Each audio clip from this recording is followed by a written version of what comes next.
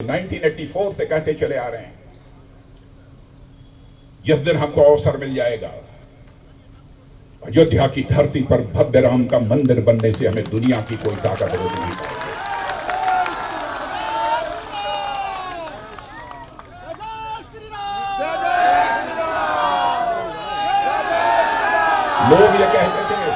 लोग ये कहते थे कि साहब मंदिर तो बनाएंगे लेकिन तारीख नहीं बताएंगे।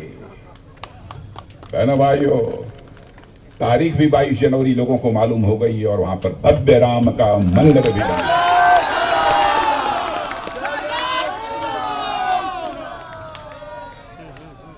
भारत जैसे 140 करोड़ की जनसंख्या के देश को चलाने के लिए कलेजा मजबूत चाहिए। कमजोर कलेजे से देश नहीं चलाया जा सकता। हमारी सांस्कृतिक विरासत, कल्चरल हेरिटेज, भारत की पहचान को बनाए रखने के लिए इसको सुरक्षित रखना यह हमारी नैतिक जिम्मेदारी है। हम इस दायित्व को पूरा कर रहे हैं। चले जाइए काशी में बाबा विश्वनाथ का भव्य मंदिर देख लीजिए। बड़ी संख्या में लोग, लाखों की संख्या में लोग वहां दर्शन करने के लिए पहुंच रहे हैं। उज्जैन का महाकाल मंदिर, द्वारिकाधीश, जगन्नाथ, इन सारे स्थानों पर आप चले जाइए, परिवर्तन आपको देखने को मिलेगा।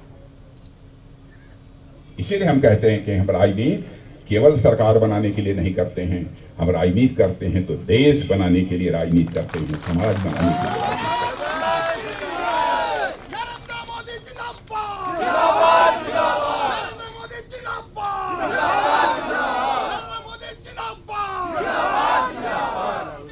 बहनों भाइयों, हमारे प्रधानमंत्री मोदी जी का अभिनंदन किया जाना चाहिए।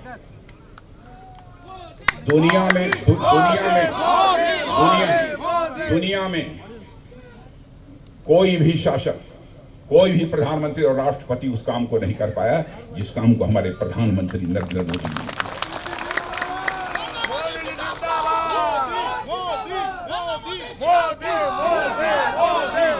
मैं आपको याद दिलाना चाहता हूं, यही कांग्रेस पार्टी है। लंबे समय तक इन्होंने हिंदुस्तान की जनता को छला है, धोखा दिया है, और विशेष रूप से इन्होंने धोखा दिया है तो हमारे हिंदुस्तान के गरीबों को दिया है। मेरे बहनों भाइयों, ये कहते थे कांग्रेस की सरकार बनाओ और गरीबी को मिटाओ। बराबर गरीबों ने कांग्रेस की सरकार लंबे समय तक इस हिंदुस्तान में बनाई। गरीबी मिटने की बात तो दूर, गरीबी समाप्त होने की बात तो दूर, गरीबों की संख्या लगातार बढ़ती चली गई। 9 महीने के अंदर हमारे प्रधानमंत्री ने वह करिश्माई काम कर दिया कि अब मैं नहीं कह रहा हूं, नीति आयोग कह रहा है कि इस हिंदुस्तान के 25 करोड़ लोगों को 9 वर्ष के अंदर ही हमारे प्रधानमंत्री ने गरीबी के संकट से बाहर किया है, गरीबी की रेखा से बाहर कर दिया है। यह कोई छोटी मोटी उपलब्धि नहीं है। हमारी माताएं बहनें आज गृहलक्ष्मी बन गई हैं। 2 करोड़ से ज्यादा लखपति दीदी बन गई हैं।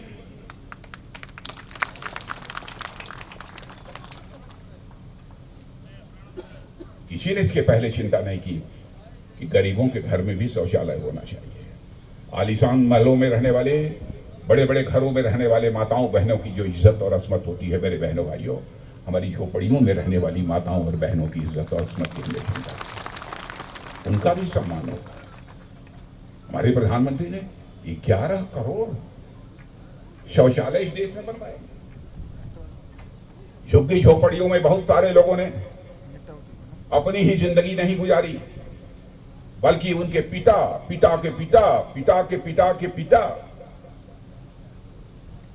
सारी जिंदगी इसमें गुजार दी।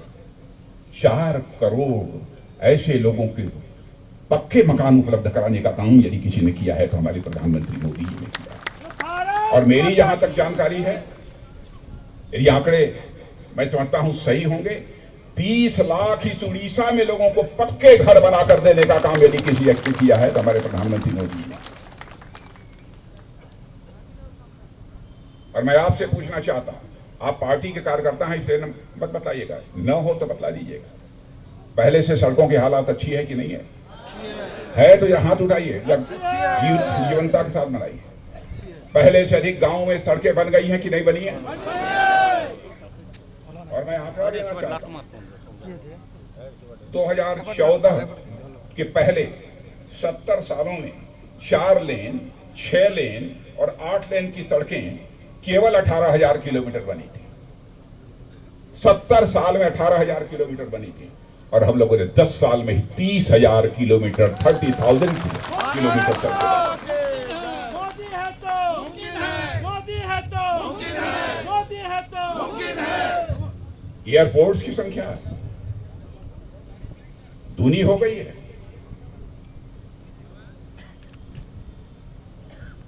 गरीब माताओं बहनों की हालत यह थी, गरीब परिवारों का जो पुरुष था, बच्चे थे, उनकी हालत यह थी, वो बीमार हो जाते थे, जेब में पैसा न होने के कारण वो अपना इलाज नहीं करा पाते थे। क्या कभी किसी ने सोचा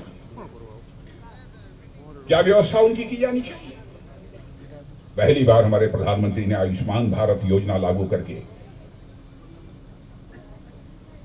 हमारे अपने गरीबों को निश्चिंत बना दिया। चिंता मत करो, बीमार हो जाओगे, गंभीर बीमारी के संकट से जूझोगे, तब भी 5 लाख रुपए तक का तुम्हारा मुफ्त इलाज किया जाएगा।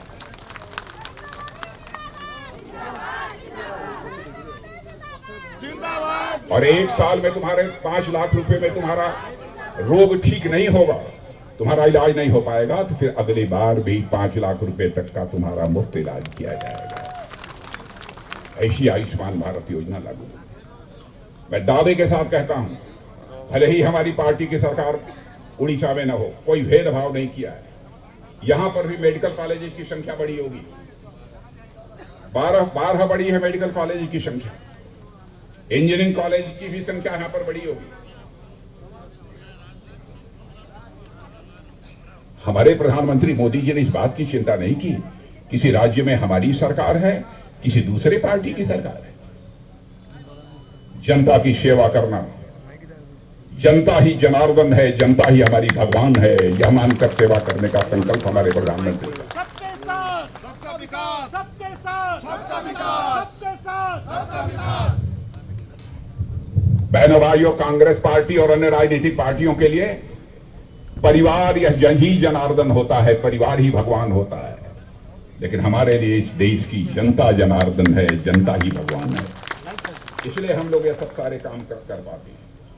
पहले मैं उड़ीसा में भी कह सकता हूं दावे के साथ, कांग्रेस पार्टी की सरकारों ने बहुत सारे शिलान्यास किए होंगे, बहुत सारे काम किए होंगे, लेकिन शिलान्यास किया होगा, बहुत सारे प्रोजेक्ट रहे शिलान्यास करने के बाद छोड़ दिया होगा, वो पूरे नहीं हुए होंगे।